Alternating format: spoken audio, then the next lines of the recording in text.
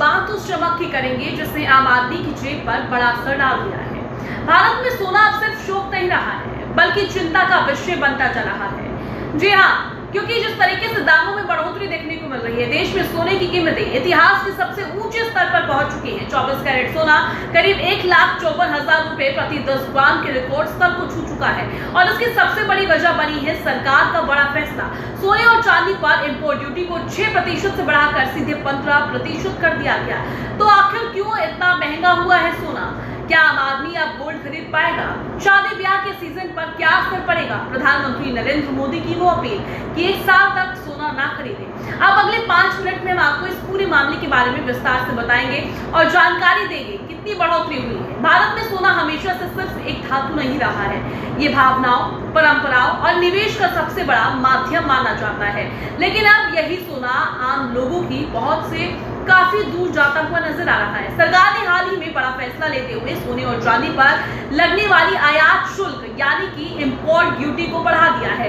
पहले ये ड्यूटी जो थी करीबन 6% थी, लेकिन अब इसे बढ़ाकर सीधे 15% कर दिया गया है। इसमें 10% बेसिक कस्टम ड्यूटी और 5% सीधे तौर पर डेवलपमेंट को लेकर वृद्धि की गई है। सरकार का कहना है कि इस कदम से विदेशी मुद्रा की बचत होगी और आयात पर नियंत्रण लगाया जा सकेगा। लेकिन इसका जो सीधा असर है बाजारों में देखने को मिल रहा है। दिल्ली, मुंबई, लखनऊ, जयपुर समेत देश के कई बड़े शहरों में 24 कैरेट सोना रिकॉर्ड स्तर पर पहुंच गया है।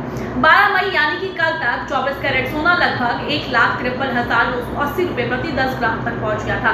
वहीं 22 कैरेट गोल्ड के दाम भी लगातार बढ़ रहे हैं। अब सवाल यही है कि आखिर सोना इतना महंगा क्यों हो रहा है? दरअसल इसकी 3 बड़ी वजह है। पहली वजह सरकार द्वारा इंपोर्ट ड्यूटी में भारी बढ़ोतरी करना। भारत अपनी जरूरत का बड़ा हिस्सा विदेशों से आयात करता है। ऐसे में टैक्स बढ़ते ही सीधा असर कीमतों पर पड़ता है। अब दूसरी वजह क्या है? अंतर्राष्ट्रीय बाजार में तेजी देखने को मिल रही है। दुनिया भर में आर्थिक अनिश्चितता बनी हुई है, युद्ध जैसे हालात बने हुए हैं, डॉलर में उतार चढ़ाव के कारण और लोग निवेश के लिए सोने की तरफ भाग रहे हैं। जब वैश्विक बाजार में सोना महंगा होता है तो भारत में भी इसका दाम तेजी से बढ़ता है। तीसरी वजह देश में लगातार बनी हुई है महंगाई। शादी ब्याह का सीजन हो या त्योहार हो या निवेश की बात हो, भारतीय बाजार में सोने की डिमांड कभी भी कम देखने को नहीं मिलती है। यही कारण है कि कीमतें बढ़ने के बावजूद लोग खरीदारी कर रहे हैं। इसी बीच प्रधानमंत्री नरेंद्र मोदी की एक अपील भी चर्चा में है। बताया जा रहा है कि विदेशी मुद्रा बचाने के लिए लोगों से कुछ समय तक सोना ना खरीदने की अपील की है और हालांकि बाजार पर इसका कोई बड़ा असर दिखाई नहीं दे रहा है। अब ज्वेलर्स की बात की जाए तो उनका कहना है कि कीमतें भले बढ़ रही हो, लेकिन भारतीय परिवारों में सोने की अहमियत अभी भी वैसी की वैसी है। अब सबसे बड़ा असर मध्यम वर्ग पर पड़ सकता है। जो लोग शादी या निवेश के लिए सोना खरीदने की योजना बना रहे हैं, उन्हें अब ज्यादा पैसा खर्च करना पड़ सकता है।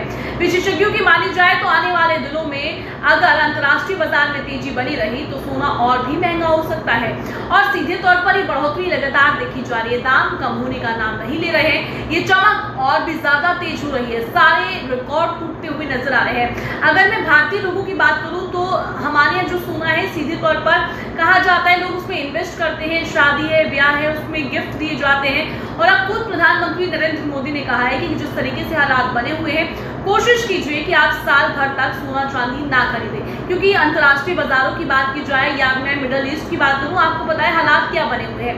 युद्ध जैसे हालात बने हुए हैं, अंतर्राष्ट्रीय बाजारों में कीमतें बढ़ रही हैं और अब इसका इम्पैक्ट भारत में भी पड़ रहा है। अब सीधे तौर पर यह अपील की गई है कि आप साल भर सोना ना खरीदें और एकदम से ये रेट बढ़ा देना अब लोगों की जेब पर इसका असर पड़ रहा है। अब आपके जहन में एक सवाल होगा, क्या सोना खरीदा जाए या नहीं खरीदा जाए? नहीं, अभी आप फिलहाल सोना मत खरीदिए, वेट कीजिए। क्योंकि अगर मैं ज्वेलर्स की बात करूं तो उनकी तरफ से कहने को मिल रहा है कि अभी कोई असर नहीं देखने को मिल रहा है, उसी तरीके से खरीदारी देखी जा रही है। फिलहाल अब मैं जानना चाहूंगी आपकी क्या कुछ राय है इस पूरे मामले पर। क्या आप सोना चांदी खरीद रहे हैं या नहीं, या फिर आप इंतजार कर रहे हैं कि इन दामों में गिरावट जब दर्ज की जाएगी, आप जब खरीदारी करेंगे? जो भी आपकी राय है कमेंट बॉक्स में